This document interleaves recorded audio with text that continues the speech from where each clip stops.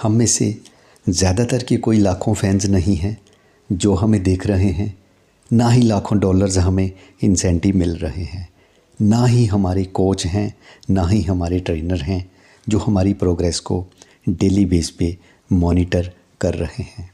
ये चीज़ हमारे काम को, हमारी ज़िंदगी को मुश्किल बनाती है। हमें अपना मैनेजर खुद बनना होगा, हमें अपना मास्टर बनना होगा, हमें ज़िम्मेदारी लेनी होगी। हमें तब भी काम करना होगा जब हमें कोई नहीं देख रहा हो। हमें खुद को मॉनिटर करना होगा, हमें अपने स्टैंडर्ड निर्धारित करने होंगे। कहते हैं सही चीज़ को करने के लिए हमेशा हिम्मत चाहिए। Doing the right thing almost always take the courage. हम सब एक चैलेंज हर रोज़ फेस करते हैं।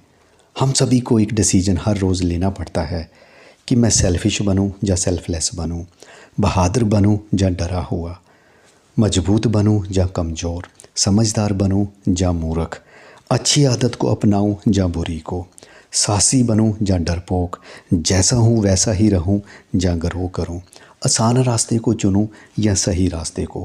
कोई ना कोई डिसीजन हमें हर रोज़ लेना पड़ता है। Hello friends, DV global empire channel में मैं देविंदर सिंह आपका एक बार फिर से वेलकम करता हूं। आज की बुक समरी लेके आया हूं, डिसिप्लिन इज़ डेस्टिनी। अनुशासन ही भाग्य है, अनुशासन ही तकदीर है, जिसके ऑथर हैं रियान हॉलीडे, जो number 1 New York times best selling author हैं। अगर आपको मेरा वीडियो पसंद आए तो वीडियो को लाइक करना, चैनल को सब्सक्राइब ज़रूर करना। आज की वीडियो में हम सेल्फ़ डिसिप्लिन की पावर को जानेंगे, कैसे ये हमारी ज़िंदगी बदल सकता है, इसके बारे में जानेंगे। अब सबसे पहले जानते हैं कि सेल्फ़ डिसिप्लिन होता क्या है। सेल्फ़ डिसिप्लिन का मतलब है हमारे अंदर कड़ी मेहनत, कठोर परिश्रम करने की काबिलियत का होना, रास्ते में कुछ चीज़ों को नो कहना, अच्छी आदतों की प्रैक्टिस करना, अपने लिए बाउंड्री सेट करना, अपने आप को अपने काम के लिए अच्छी तरह से प्रिपेयर करना, रास्ते में कुछ प्रलोभन आएंगे उनको इग्नोर करना, अपनी भावनाओं को, अपने इमोशंस को कंट्रोल में रखना और दर्दनाक कठिनाइयों को सहन करने की काबिलियत का होना। ये सारी बातें सेल्फ़ डिसिप्लिन के अंदर आती हैं। अगर हम अपने शरीर को डोमिनेट नहीं करेंगे, अपने शरीर पर शासन नहीं करेंगे, तो बाहरी ताकतें हमारे ऊपर शासन करना शुरू कर देंगी। ये बाहरी ताकतें होती हैं, सबसे पहले आता है लेज़ीनेस, आलस, फिर दूसरा आता है एडवर्सिटी, आपदा, मुसीबत, दुर्भाग्य। इसलिए हमें अपने शरीर को जो है डोमिनेट करना होगा। सुबह जल्दी उठें और अपने समय का सही उपयोग करें। सुबह जल्दी उठना कोई मज़े वाला काम नहीं है, किसी को भी जल्दी उठना पसंद नहीं होता। जो लोग जल्दी उठने की आदत का कई सालों से बेनिफिट ले रहे हैं, वह भी जल्दी उठने में संघर्ष करते हैं। Be a morning man, wake up and show up. कम खाएं, सही खाएं, अपनी एनर्जी को बढ़ाएं, अपने पेट को डस्टबिन ना बनाएं। एनर्जी की मदद से हम काम को करने में अपने एफ़र्ट्स अच्छे से लगा सकते हैं। इससे हमारी प्रोडक्टिविटी बढ़ेगी। गुलाम होना छोड़ दें, कहने का मतलब है अपनी बुरी आदतों को छोड़ दें। हर कोई, चाहे वह कितना ही प्रभावशाली क्यों ना हो, बुरी आदतें सभी में होती हैं। आपके अंदर जो भी बुरी आदतें हैं उनको एक्सेप्ट कीजिए। आप बुरी आदतों को किसी भी एज में छोड़ सकते हैं।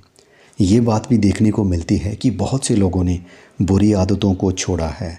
दुनिया में ऐसे उदाहरण भी बहुत मिलते हैं कि बुरी आदतों ने बेहद सफल लोगों को तबाह किया, बर्बाद किया। याद रखिए, discipline is destiny. Thomas Edison की प्रतिभा, उनका दिमाग नहीं था। ऐसा नहीं था कि वह बहुत इंटेलिजेंट थे, उनका बहुत ज़्यादा माइंड था। एक बार उन्होंने कहा था, मैंने कभी कल्पना नहीं की थी, ना ही कभी सपना लिया था कि मैं कुछ क्रिएट करूँगा।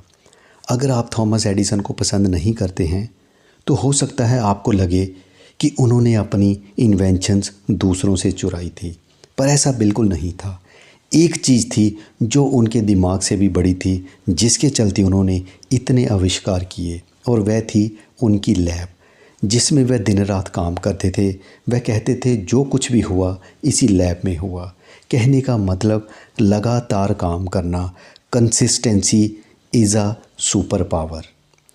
एर्नोल्ड लोगों को शेप में रहने के लिए और प्रोडक्टिव रहने के लिए कहते थे, काम करो, लोगों को करके दिखाओ, तब भी करो जब आप थके हुए हो, तब भी काम करो जब आपका मन नहीं है, जब आपके पास कोई बहाना है, जब आप बहुत बिज़ी हो, या फिर आपको लगता है आपको कोई पहचान नहीं मिल रही, तब भी लगातार काम करो।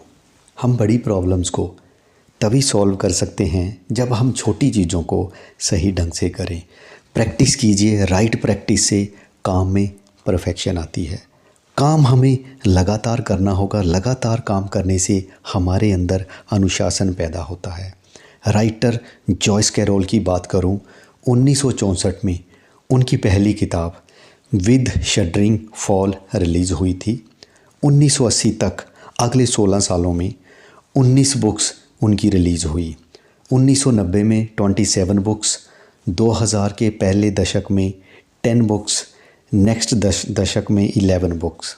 इस समय के दौरान उनके 12 novels, 45 short story collections, 12 poetry collections, 11 novels, 9 plays, 6 young adult novels और 4 चिल्ड्रन बुक्स रिलीज़ हुई।